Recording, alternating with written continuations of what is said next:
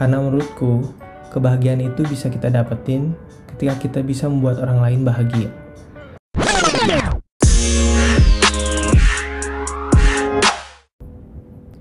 Halo, kembali lagi di podcast Fredo Adrian tentang hidup, cinta, dan karir. Kali ini di sesi karir, aku bakal sharing hal yang penting banget nih. Nah, pernah gak sih kalian bikin resolusi dalam hidup? Dan pasti nih, kita bikinnya awal-awal tahun kan? Berapa banyak dari kalian yang resolusinya udah ada yang tercapai? Sekarang bulan Mei loh, udah di bulan 5 bahkan. Atau berapa banyak dari kalian yang udah lupa dengan resolusi kalian itu? Udah gak usah diketawain atau disesalin. Setidaknya kalian udah ada di konten yang tepat. Cie. Oke. Ini semua bermula saat awal tahun 2020, di mana pagi itu aku diajak breakfast dengan papa-papa muda. Ya bisa dibilang sih papa-papa muda ini sukses lah ya di mata aku. Karena udah punya keluarga yang oke dan finansial yang oke juga. Dan aku sendiri masih seorang diri. Lajang dan masih membangun karir. Oke, hari itu kita breakfast di Pia 170 di Bandung tepatnya, di Jalan Pasir Kaliki. Kita breakfast berlima termasuk aku sendiri. Hari itu masing-masing dari kita menceritakan resolusi kita masing-masing di tahun 2020. Sudah sampai mana? Sudah ada yang tercapai belum? Atau bahkan adakah yang udah lupa? Dan masuklah pada giliranku yang menjawab. Aku berkata, sebenarnya di tahun 2020 ini aku nggak bikin resolusi nih atau goal. Tapi aku sedang membangun sistem. Nah, sebelum bahas tentang sistem, aku mau tanya nih, kalian punya mimpi kan? Good kalau kalian punya. Nah, mimpi ini kalau dikasih deadline akan jadi goal. Dan goal ini kalau di breakdown lagi dan langkah-langkah kecil akan menjadi plan. Untuk lebih detailnya mungkin kalian bisa baca bukunya Stephen Covey yang judulnya 7 Habits. Intinya habit-habit tersebut akan memberikan gambaran kepada kita bahwa mimpi itu tuh bukan sesuatu yang khayal. Tapi benar-benar ternyata bisa kita capai loh kalau kita punya goal dan plan untuk mimpi itu. Lalu hubungannya apa nih goal dan sistem yang aku sebut tadi?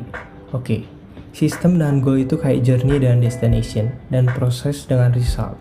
Aku sendiri percaya kalau kita punya sistem yang baik, dan juga mencintai journey atau prosesnya, ini bakal membantu banget buat kita bisa achieve goal atau mimpi itu.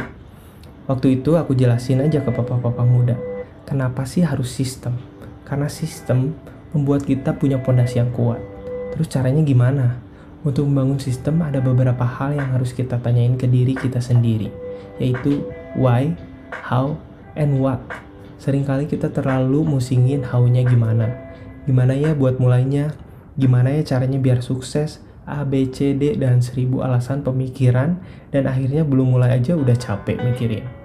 Menurut aku kebanyakan orang kayak gini. Dan even mereka tahu how-nya, in the process nantinya buntu, pasti mereka bakal nyerah. Kenapa? Karena mereka nggak tahu why-nya.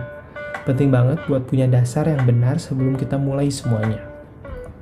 Nah, saat aku bercerita tentang sistem ini, salah satu papa muda bertanya sama aku. Dia berkata, bener banget nih untuk memulai semuanya harus diketahui itu why-nya. Tapi ada satu hal lagi yang penting banget. Dan ini benar-benar bakal jadi dasar yang kuat untuk orang gak nyerah. Apa itu? Dan semua papa-papa muda di sana mencoba berpikir termasuk saya. Dan jawabannya adalah siapa? Who? Kalian tahu nggak sih di luar sana ada pekerjaan yang namanya tukang sedot WC? Tanpa merendahkan profesinya, menurut kalian ada nggak sih orang yang dari dulu mimpinya mau jadi tukang sedot WC? Duh, saya pingin banget nih nanti jadi tukang sedot WC kalau saya gede. Nggak pernah kan? Oke guys, kenapa bapak itu mau jadi tukang sedot WC? Simple, yaitu karena keluarganya.